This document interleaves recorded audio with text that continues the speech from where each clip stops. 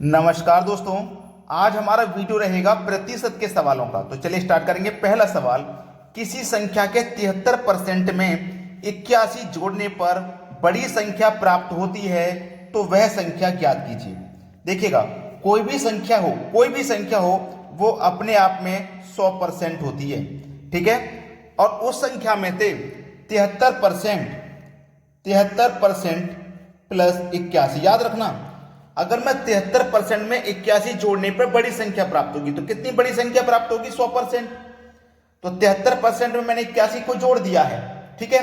तो देखो, ये 73% है तो ये 81 कितना परसेंट होगा? अब 100 में से 73% तो है, बचा कितना? 27%। तो इसका मतलब ये 81 जो है ना वो 27% का मान है। 27% और 73% मिला के ही तो 100% होगा। तो ये इसका मतलब 27% का मान है, ठीक है। तो चलिए 100% बराबर 73% प्लस का 27%, ठीक है। अब उसने बोला क्या था कि बड़ी संख्या ज्ञात कीजिए, बड़ी संख्या उसने बोला था। तो देखिएगा 27% का मान कितना था? 81 था। 27% का मान कितना था? 81 था। तो ये 27 का कितना गुना है? आप बोलोगे सर 3 गुना है, ठीक है। जब 27% का मान 3 गुना तो 100% का मान भी क्या होगा? 3 गुना होगा। 3 गुना होगा तो 300 होगा। बी ऑप्शन बिल्कुल सही जवाब है। अब देखते हैं अगला सवाल। अगला सवाल है, किसी संख्या के 25% में से 25 घटाने पर 25 शेष बचते हैं तो वह संख्या क्या है? ठीक है, देखो बहुत अच्छा सवाल है। बोला क्या गया है? 25% में से 25 घटाने पर 25 शेष बचता है। ये बचा हुआ ना तो बराबर किधर आएगा, ठीक है। चलिए, ये क्या है? 25% बराबर ये माइनस का 25 बराबर के इधर आके प्लस का 25, ठीक है। तो 25 तो पहले से है, ये भी इधर आके प्लस का 25 हो जाएगा। तो 25% बराबर कितना हो जाएगा? 25 और 25 50। तो 25% का मान कितना है? 50 है। 25% का मान 50, तो याद रखना 50% का मान कितना हो जाएगा? 100। और 100% का मान कितना हो जाएगा? 100% का मान कितना हो जाएगा? 200। सवाल खत्म। पहला ही ऑप्शन सवाल का बिल्कुल सही जवाब है। अब देखेंगे अगला सवाल। अगला प्रश्न है, सीता ने एक परीक्षा में 20% अंक प्राप्त किए और वह 72 अंक से फेल हो गई। परीक्षा का उत्तीर्णांक 30% हो तो कुल पूर्णांक क्या था? कुल पूर्णांक जो भी होगा अपने आप में 100% होगा भाई। जो भी कुल पूर्णांक होगा अपने आप में 100% होगा। उसने क्या काम किया है? उसे उत्तीर्ण कितने मिले? 30%, ठीक है। उत्तीर्णांक यानी कि पास होने के लिए 30% अंक चाहिए थे, लेकिन उसने कितने प्राप्त किए? 20%। तो जितने उसने प्राप्त किए उसे मैं माइनस कर देता हूं, बचे कितने? 10%।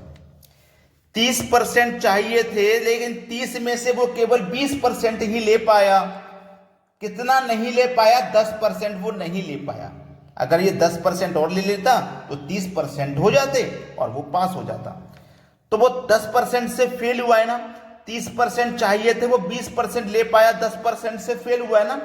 तो प्रतिशत में वो फेल हुआ है 10% से, और नंबरों से कितने से फेल हुआ है? 72 अंक से फेल हुआ है। तो 10% की जो वैल्यू है ना वो 72 है।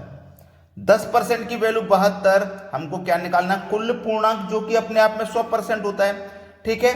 कुल पूर्णांक 10% की वैल्यू 72, तो हमें निकालनी है 100% की वैल्यू। तो 100% का क्या होगा? 100% की वैल्यू निकालने के लिए बस ये क्या है? 72 है ना। तो कैसे निकालेंगे 100% का मान? 72 में 10 से डिवाइड कर देंगे और 100% का मान निकालेंगे 100 से मल्टीप्लाई, ठीक है। 72 में 10 से, 2 जीरो नहीं 10 से, 10 से 100 कटाओ 10 बार में, 10 का गुना 72 से करेंगे, 1 जीरो लग जाएगा यहाँ पे, तो ये हो जाएगा 720। ये हो जाएगा 720।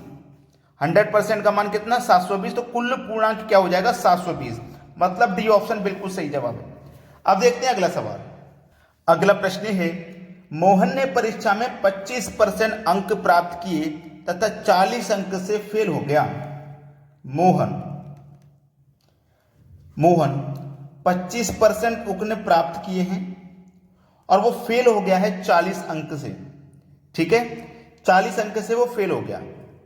40 अंक से फेल हो गया, जबकि रवि ने उसी परीक्षा में 40 अंक प्राप्त किए। रवि ने कितने प्राप्त किए? 40%। 40% ये परसेंट होगा यहां पे।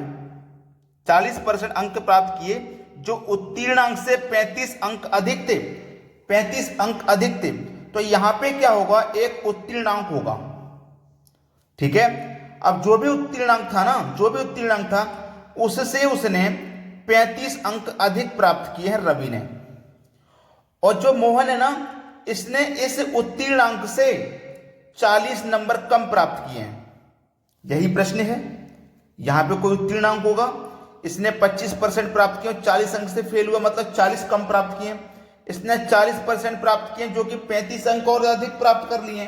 तो समझना प्रश्न को, यहां पे कितना है? 40, यहां पे कितना है? 35। 40 का और 35 का अंतर कर लो, 15 आ जाएगा। तो 15% की जो वैल्यू होगी वो कितनी होगी? 15% की जो वैल्यू होगी वो होगी 75। कैसे होगी 75? ये भी मैं आपको क्लियर कर देता हूं। 40 और 35 कितने का अंतर है? 5 का। कितने का अंतर है भैया? 40 और 35 में 5 का अंतर है। 5 दिया 15, 15 का 5 गुना 75। समझ रहे हो? 15 का 5 गुना 75। अब 15 की वैल्यू 75 है, तो 100% की वैल्यू क्या आ जाएगी? 75। 15 से भाग दे देंगे, 100% का मान निकालने के लिए 100 से गुना। 15 पंजे 75, 5 का गुना 100 से कर दो तो 500। पूर्णांक क्या था? 500।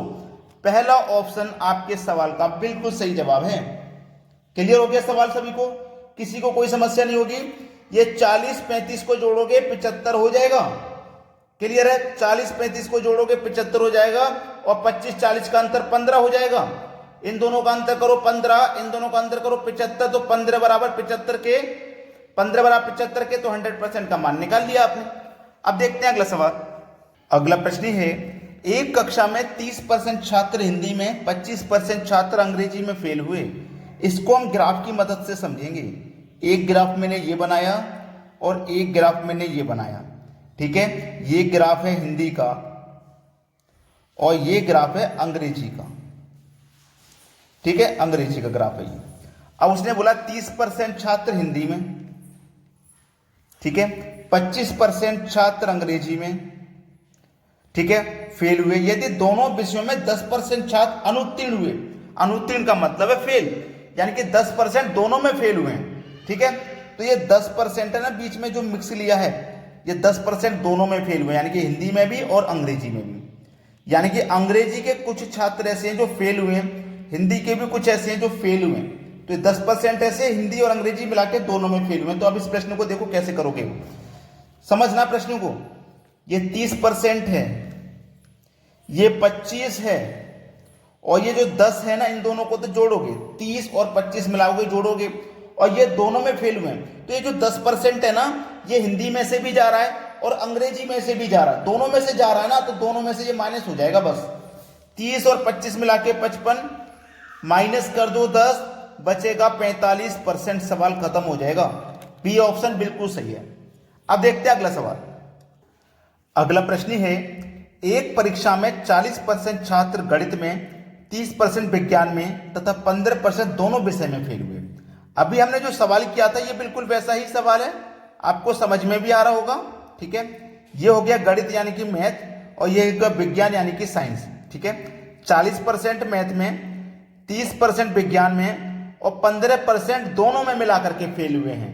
ठीक है, तो टोटल मैथ के छात्र थे 40 और साइंस के छात्र थे 30, दोनों को जोड़ दो और दोनों में से माइनस कर दो, दोनों मिला के 15। 40 और 30 70, माइनस कर दो 15, बचेगा कितना? 55। तो 55% बराबर कितने के भैया? फेल के। कितने फेल हुए दोनों मिला के? 55% फेल हुए।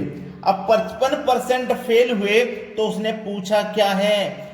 तो कितने छात्र उत्तीर्ण हुए? उत्तीर्ण का मतलब पास पूछा है। अब कोई भी छात्र संख्या अपने आप में 100% होती है, 55 फेल हो गए इसमें से 100 में से, तो पास कितने हुए होंगे? 45%। तो जो पास होंगे ना वो होंगे 45%। पहला ऑप्शन हो जाएगा सवाल का सही जवाब। अब देखेंगे अगला सवाल। अगला प्रश्न है, एक कक्षा में 70% अंग्रेजी बोल सकते हैं तथा 65% हिंदी बोल सकते हैं। यदि कक्षा में 27% विद्यार्थी दोनों में से कोई भी भाषा नहीं बोल सकते हैं तो उस कक्षा में कितने विद्यार्थी दोनों भाषाएं बोल सकते हैं। ये 4 ऑप्शन हैं और ये मैं आपको दूंगा सवाल होमवर्क के लिए। ठीक है, आप सभी को इस प्रश्न का आंसर मुझे कमेंट में बताना है क्या आएगा। चलिए मैं आपको एक हिंट दे देता हूं, इस प्रश्न का आंसर है 62%। अगर आपने सही कैलकुलेशन किया तो 62% आ जाएगा और कैलकुलेशन वही करना है जो मैंने ये आकृति वाला सवाल करके बताया था, बिल्कुल वैसे ही कर लोगे। ठीक है दोस्तों, तो कमेंट में सभी बच्चे आंसर बताएंगे क्या आएगा। धन्यवाद।